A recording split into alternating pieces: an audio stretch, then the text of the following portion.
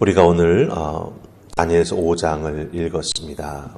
5장을 읽었는데 갑자기 왕의 이름이 바뀌었습니다. 느부갓네살 왕에서 벨사살 왕으로 왕의 이름이 바뀌었습니다. 벨사살 왕은 느부갓네살 왕의 아들입니다.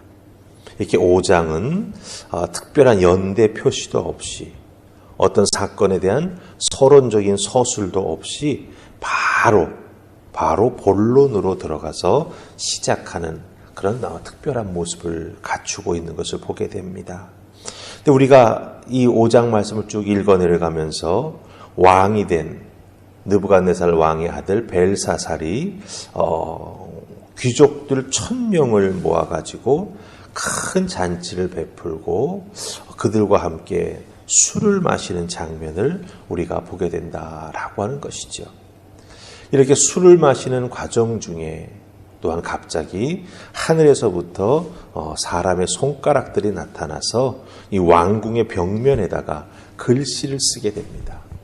글씨를 썼는데 그 글씨 쓰는 손가락을 본 왕이 갑자기 그 자리에서 얼굴빛이 변하고 덜덜 떠는, 정말 6절 말씀에 보면 얼굴빛이 변하고 생각이 번민에 잠겼다. 그러면서 얼마나 두려움에 떨었는지 그의 무릎이 서로 부딪힌다라고 하는 표현을 하는 것을 보게 됩니다. 그만큼 벨사살 왕에게는 충격적인 사건이었음을 우리가 여기서 보게 되죠. 분명 아버지 느부갓네살 왕이 2번의 꿈을 통해서 경험했던 그것을 왕자로서 분명히 어렴풋이는 알고 있었을 것입니다. 그런데 자기 자신이 또한 비슷한 일을 당하게 되니 이렇게 정말 여지없이 흔들리는 인생이 되는 것을 보게 된다라고 하는 것이죠. 자, 그렇다고 한다면 오늘 말씀 속에 담겨진 메시지는 무엇일까라고 하는 것이죠. 또 5장 31절 가서 보면은 이 벨사살 왕은 왕이 된 지 얼마 안 돼서 그만 죽어서 이 나라가 이제 망하게 되는 것을 보게 됩니다. 벨사살 왕은 바벨론의 마지막 왕이기 때문이지요.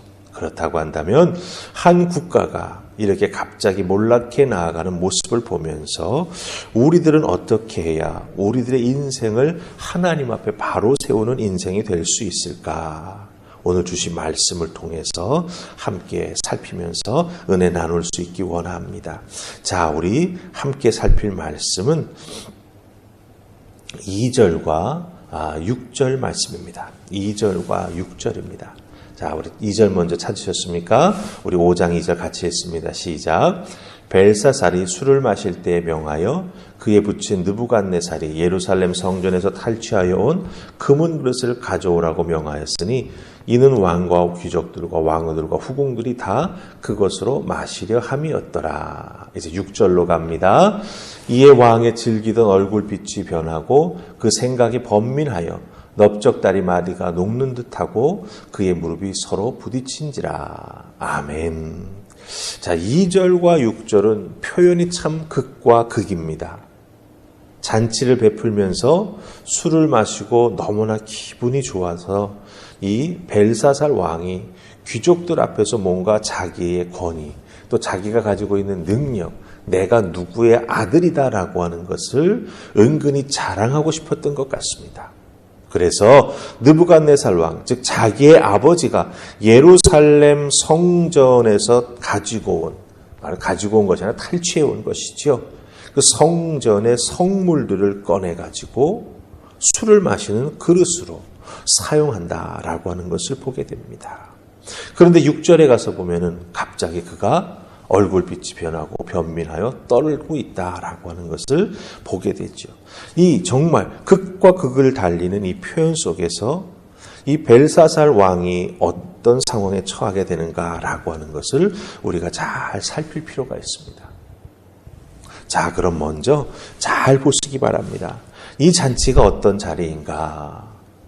벨사살이 아버지의 뒤를 이어 왕이 된 다음에 귀족 1000명을 위해서 큰 잔치를 베풀었다. 이렇게 말합니다. 이 귀족 1000명과 먹고 마시는 연회를 베푼 것이지요. 자, 왕으로 취임했으니 분명 왕 귀족들을 위해서 자기와 함께 일하는 사람들을 위해서 잔치를 베풀 수 있을 것입니다. 분명히 그럴 수 있는 것이죠. 그런 잔치자리가 배설이 되면 보통 신하들이 왕위에 오른 그 새로운 왕을 위해서 머리를 굽히고 사실은 선물을 가져오고 경하하는 말들을 왕 앞에서 열심히 하게 됩니다. 그런데 그런 표현은 오늘 말씀 속에 나와 있지 않습니다. 오히려 어느 정도 술을 마시게 되고 흥이 오르자 갑자기 벨사살 왕이 아마도 예정에도 없던 이 2절에 나오는 행동을 하기 시작한 것으로 보입니다. 왕에게 술이 어느 정도 술 기운이 돌아서 취한 상태였을 것으로 보이게 된다라고 하는 거죠. 그래서 갑자기 창고에 있던 예루살렘 성전에서 탈취해온 금은 그릇을 가져오라고 명령합니다. 성전의 기물들을 사용해서 술을 마시려고 하는 것이죠. 거기에서 더 나아가서 우리가 4절 말씀을 보면은 술을 마신 다음에 더욱더 술이 얼큰하게 취한 다음에 무슨 짓을 했는지 보십시오. 그 술을 마시고 나서는 그 금과 은과 구리와 쇠와 나무와 돌로 만든 우상들을 찬양하는 짓을 했다라고 하는 거예요. 이와 같은 벨사살의 행동이 참 의문스럽습니다. 도대체 왜 갑자기 이런 일을 벌이는 것일까라고 하는 거죠. 왜 성전 그릇으로 술 마시는 것을 그릇으로 사용하려고 했을까라고 하는 것입니다. 31절에 보면 벨사살 왕이 그날에 죽었다라고 하는 표현이 있는 걸 보게 됩니다. 즉 느부갓네살 왕이 다스릴 때 비해서 한없이 왕권이 아주 약해졌음을 우리가 여기서 발견할 수 있습니다. 벨사살 왕 자기 자신도 그것을 느끼고 있었던 것이지요. 그래서 아버지와 나와 다름이 없다라고 하는 것을 보여주고 싶어서 아버지의 힘을 빌려서 아버지가 탈취해왔던 예루살렘 성전의 성물을 이용해서 술을 마시고 사람들에게 기쁨과 쾌락을 줌으로써 나도 아버지와 같은 반열에 오른 왕이다라고 하는 것을 보여주고 싶었습니다. 그리고 그것을 통해서 신하들의 충성심을 유도하고 그들에게 정말 호감을 사기 위해서 귀족들을 모아 잔치를 베풀고 이렇게 생각지도 않았던 갑작스러운 일을 벌리게 되는 벨사살의 모습을 보게 된다라고 하는 것이죠. 여기서 우리가 인간의 모습을 보게 됩니다. 무엇입니까? 자기가 이루어놓은 업적이 없을 때 사람들은 두려워한다라고 하는 거죠. 사람들 앞에서 내가 이런 사람이야 라고 하는 것을 내세우고 그걸 통해서 인정받고 싶어 한다라고 하는 것입니다. 그래서 벨사살 왕은 어떤 의미에서는 하나님 보시기에 참으로 기뻐하시지 아니하는 인간적인 무리수를 여기서 잘못된 판단 속에 행하게 되었다라고 하는 것입니다. 이런 벨사살의 모습 하나님이 그냥 두실까요? 그렇지 않다라고 하는 거죠. 6절 말씀에 보면 결국 하나님께서 벽에 쓰신 그 글과 손을 보면서 벨사살 왕이 한없이 무너져 내리는 것을 보게 된다라고 하는 것입니다.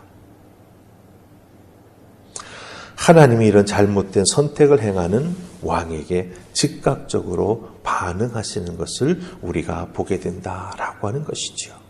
그렇다고 한다면 우리들의 인생에 있어서도 무언가 업적을 남기기 위해 성공을 쫓아가는 삶을 살다 보면 무리수를 둘 수도 있고 더욱더 잘못한다면 우리의 신앙을 그 성공을 위한 수단과 방법으로 사용하게 될 수도 있다라고 하는 것입니다. 우리 하나님의 사람들은 하나님의 음성을 듣고 하나님의 인도하심 속에 움직여 나아가야 된다라고 하는 것. 사람의 마음을 얻기 위해 잔치를 베푸는 것보다 하나님의 마음에 합한 자가 되기 위해 하나님 앞에 신령과 진정의 예배를 먼저 드려야 된다라고 하는 것을 우리가 잊지 말아야 합니다. 그래야 하나님께서 붙잡아 주시고 그래야 하나님께서 축복해 주시고 그래야 하나님께서 보호해 주신다라고 하는 것. 이것을 잊었기에 이 벨사살 왕은 이날 밤 그 생명이 끝나버리게 된다라고 하는 것이죠. 기억하십시다. 우리는 하나님의 사람입니다. 하나님을 예배하며 하나님을 경외하는 것에서 우리의 삶의 모든 것이 새롭게 시작된다라고 하는 것 꼭 기억하시고 그 길로 걸어가는 여러분 되시기를 주님의 이름으로 축복합니다. 자, 이제 우리 마지막으로 한 구절 더 보십니다. 12절입니다.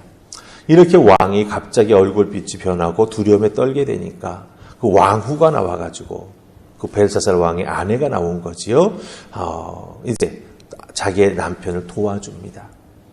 이와 같은 일을 해석해주고 바로잡을 수 있는 사람을 소개해주지요. 우리 12절이 읽습니다.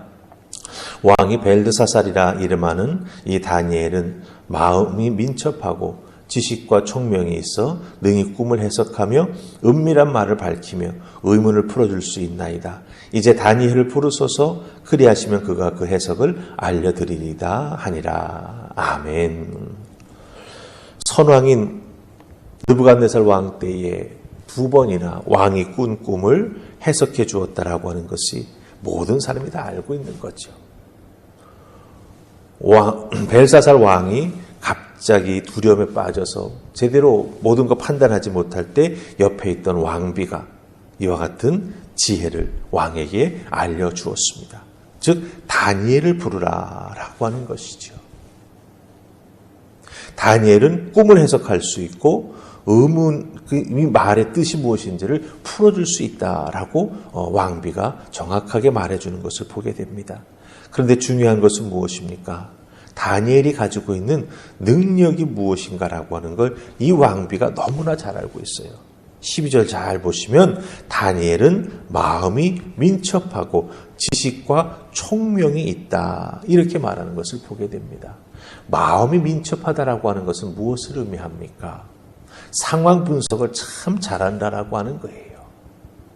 그리고 그 상황 속에서 하나님께서 자기 자신에게 그 상황을 깨달아 알고 분명히 이해할 수 있도록 하나님과 함께 움직여 나아갈 수 있는 믿음의 사람이라고 하는 거죠.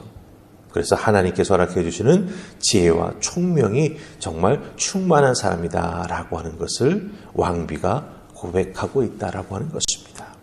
우리 믿음의 사람들은 하나님의 영인 성령과 함께 동행하는 삶을 살아가는 하나님의 사람들입니다. 말씀과 함께 살아가는 사람들입니다. 성령과 함께 기도하는 사람들입니다.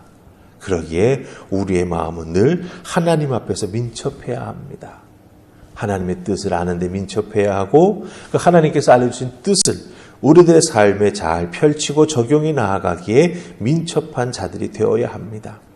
그 하나님의 뜻을, 하나님의 마음을 잘 펼쳐나가기 위해 우리에게 필요한 지식과 총명도 하나님께서 우리에게 허락해 주신다라고 하는 거지요. 거룩한 영, 그리고 하나님께서 주시는 귀한 마음과 지혜와 총명을 소유한 믿음의 사람이 될 때 세상 사람들이 우리에게 찾아와 우리에게 부탁하고 우리를 인정하는 귀한 일들이 일어나게 된다라고 하는 것입니다. 이와 같은 모든 능력은 어디에서부터 옵니까? 하나님을 예배하는 것에서부터 출발합니다. 하나님 앞에 기도하는 것으로부터 우리에게 임하게 됩니다. 말씀을 읽는 것을 통해서 우리에게 풍성히 열매 맺게 됩니다. 예배와 기도와 또한 말씀을 통해서 다니엘과 같이 세상 사람들이 인정해주는 믿음의 사람으로 우뚝 서십시다. 그리고 세상 사람들이 곤란한 상황에 빠질 때마다 하나님 주시는 민첩한 마음과 또한 지혜와 총명을 사용하여서 그들을 위로하고 이끌어줄 수 있는 하나님의 사람 다 되실 수 있기를 주님의 이름으로 축복합니다.